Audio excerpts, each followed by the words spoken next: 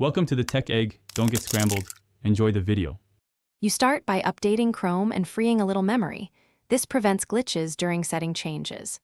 Once done, open Chrome and tap the three-dot menu at the top right.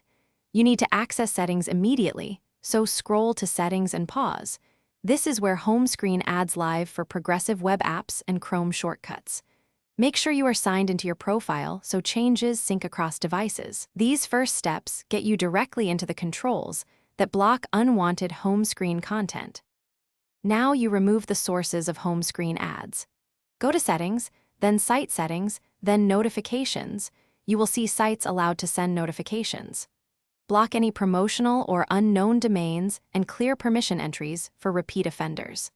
Next, go to Chrome's Home Screen Shortcuts or Bookmarks Manager and delete any add to home screen PWA shortcuts that act like apps. You're cutting both the push channel and the shortcut objects that display ad-like content on your home screen. Finish by cleaning stored data that can resurrect ads.